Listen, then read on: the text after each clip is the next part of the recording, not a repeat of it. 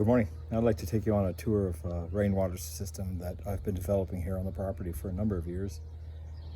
We'll show you how to collect the rainwater, how to store it, and how to distribute it around the property. Come along with me and we'll go on the tour through the greenhouse. Okay, let's go into the greenhouse here.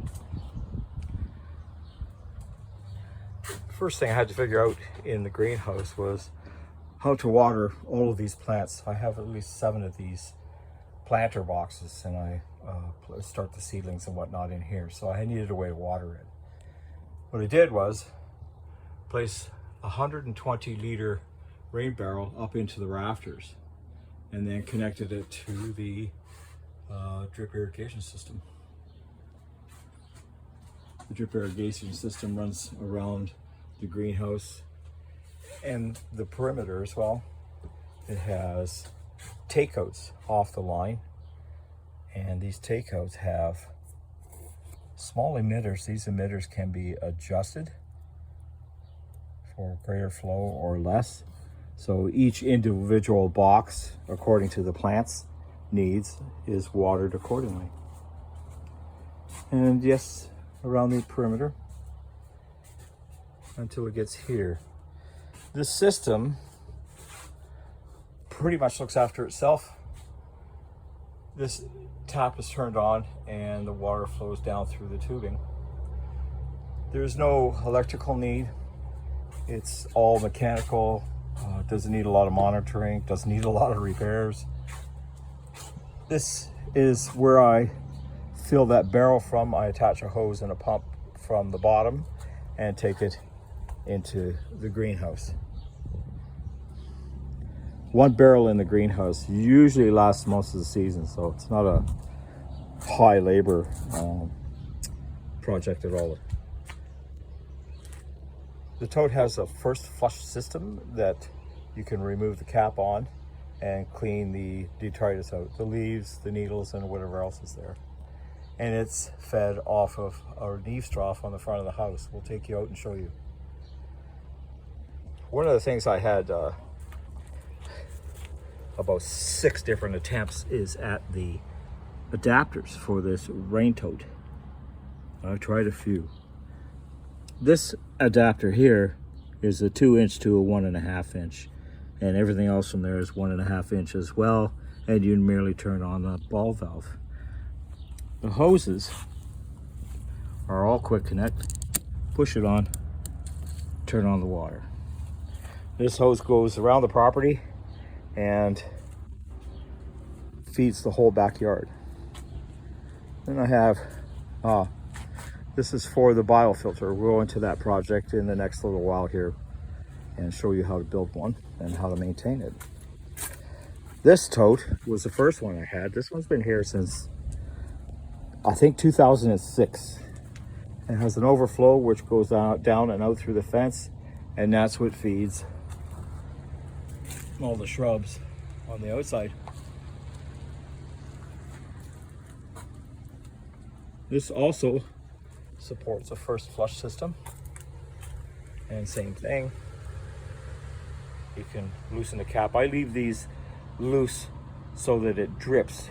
That way later on, after a storm, maybe a week later, you could just take the cap off and you don't have to worry about a good volume of water soaking you, because it comes out there rather rapidly. It's 4 inches wide, so that way you could just take the cap off and empty the debris in the bottom.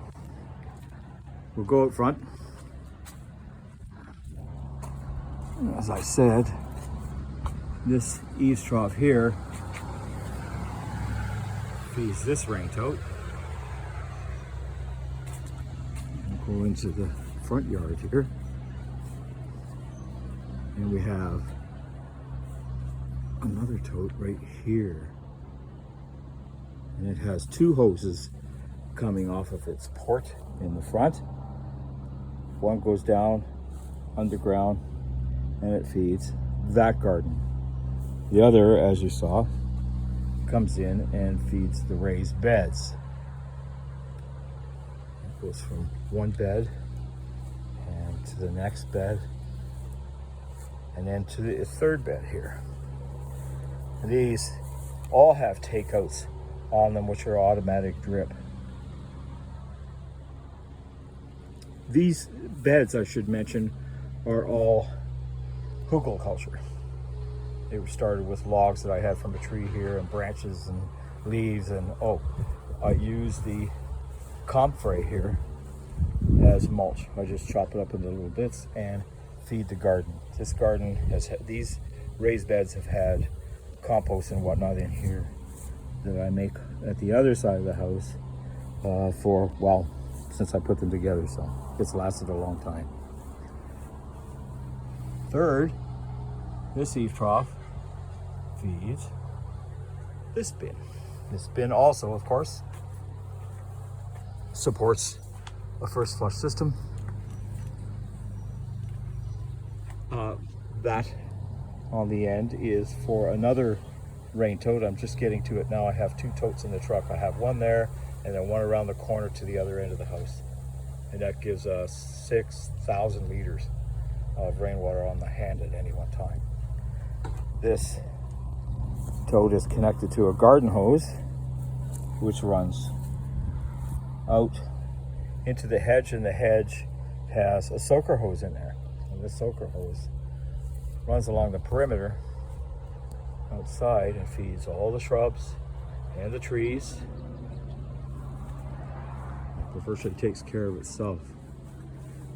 Oh, a word of warning on these totes, just in case you're looking to try something new. If you take this out of here, or the cap off, and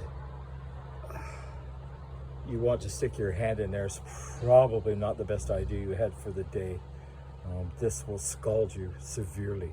This water in here, because the covers which keep the algae growth down also raise the temperature a considerable bit. That's our tour. I will get back to the biofilter here too. So I have all the materials, and as I say, we'll go through 2 or 3 videos on how to prep the rain barrel and utilize all of the materials to create a biofilter. The biofilter, this one here, stays here, and it will be fed off of this rain tote. And we'll test the water and see how clear it is and how many solids are left or whatever. But come along for that journey too. We'll see you soon. The one thing I did forget to mention in regard to all these totes is that I can come out here with a cup of coffee on a Sunday morning. I can take care of the greenhouse, and all the totes, I just turn the taps on to all of them. And it takes about 20 minutes or so. I can come back and the entire property is watered. Thank you again for coming.